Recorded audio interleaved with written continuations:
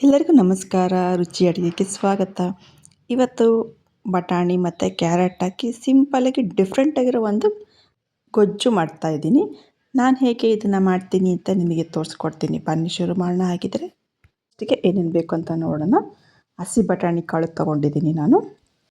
ಸಣ್ಣದಾಗಿ ಹೆಚ್ಚಿರೋ carrot, next 2 ಟೊಮೊಟೊನ ನುಣ್ಣಗೆ ರುಬ್ಬಿ ಇಟ್ಕೊಳ್ಬೇಕು.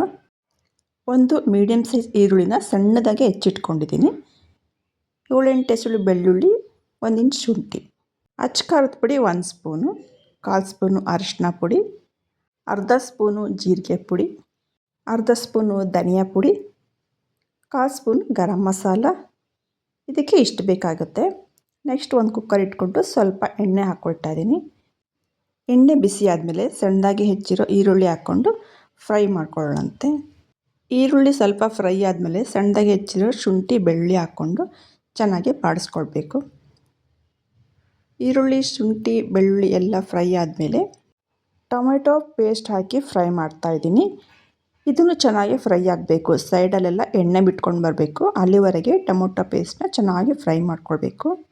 ಟೊಮೆಟೊ ಪೇಸ್ಟ್ ಚೆನ್ನಾಗಿ ಫ್ರೈ ಆದಮೇಲೆ ಇದಕ್ಕೆ 1 ಸ್ಪೂನು ಅಚ್ಚ ಖಾರದ ಪುಡಿ, 1/2 ಸ್ಪೂನು ಧನಿಯಾ ಪುಡಿ, 1/2 ಸ್ಪೂನು ಜೀರಾ ಪುಡಿ, 1/4 ಸ್ಪೂನು ಗರಂ ಮಸಾಲ, 1/4 ಸ್ಪೂನು ಅರಿಶಿನ ಹಾಕ್ಕೊಂಡು ಚೆನ್ನಾಗಿ ಫ್ರೈ ಮಾಡ್ಕೊಳ್ಳೋಣಂತೆ.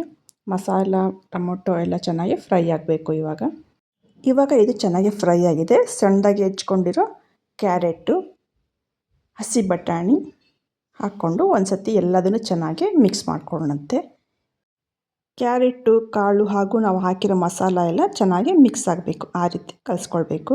ಇವಾಗ ಎಲ್ಲ ಚೆನ್ನಾಗಿ ಮಿಕ್ಸ್ ಮಾಡ್ಕೊಂಡಾಗಿದೆ. ಇವಾಗ ಇದಕ್ಕೆ ರುಚಿಗೆ ತಕ್ಕಷ್ಟು ಉಪ್ಪು ಹಾಕ್ಕೊಂಡು ಒಂದು ಸರಿ ಚೆನ್ನಾಗಿ ಮಿಕ್ಸ್ ಮಾಡ್ಕೊಳ್ಳೋಣಂತೆ.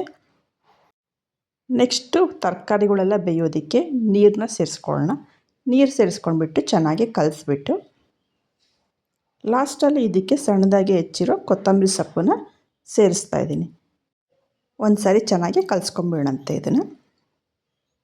ಇವಾಗ ಎಲ್ಲ ನೀಟಾಗಿ ಕಲಸಿದ್ದಾಗಿದೆ. ಕುಕ್ಕರ್ ಲಿಡ್ ಮುಚ್ಚಿಬಿಟ್ಟು 3 ವಿಷಿಲು ಬರೆಸ್ಕೊಳ್ಳೋಣಂತೆ. ಆವಾಗ ಸಾಫ್ಟಾಗಿ ಬೆಂದಿರುತ್ತೆ ಕಾಳು ಮತ್ತು ಕ್ಯಾರೆಟ್ ಎಲ್ಲ. ಪಲ್ಯನೂ ಕೂಡ ತುಂಬಾ ಚೆನ್ನಾಗಿ ಬಂದಿರುತ್ತೆ. ನೋಡಿ ಇವಾಗ ನಾನು ಕುಕ್ಕರ್ನ ತೆಗೆದು ನೋಡ್ತಾ ಇದ್ದೀನಿ. ಪಲ್ಯ ಏನು ಚೆನ್ನಾಗಿ ಬಂದಿದೆ ಅಂದರೆ ಸಖತ್ತಾಗಿ ಕಾಣ್ತಾ ಇದೆ, ರುಚಿಯಾಗೂ ಇದೆ. ಇದು ಪರೋಟ, ಚಪಾತಿ, ರೊಟ್ಟಿ ಜೊತೆ ತಿನ್ನೋದಕ್ಕೆ ತುಂಬಾ ಚೆನ್ನಾಗಿರುತ್ತೆ. ನಾನು ಒಂದು ಬೌಲಿಗೆ ಹಾಕಿ ಸರ್ವ್ ಮಾಡಿ ಇಟ್ಟಿದ್ದೀನಿ ಇದನ್ನು. ನಿಮಗೆ ಹೇಗೆ ಅನ್ನಿಸ್ತು ಈ ಸಿಂಪಲಾಗಿರೋ ಟೇಸ್ಟಾಗಿರೋ ಕ್ಯಾರೆಟು ಬಟಾಣಿ ಗೊಜ್ಜು? ಈ ರೆಸಿಪಿ ನಿಮಗೆ ಇಷ್ಟ ಆಗಿದ್ದರೆ ಶೇರ್ ಮಾಡಿ, ಲೈಕ್ ಮಾಡಿ, ಕಮೆಂಟ್ ಮಾಡಿ.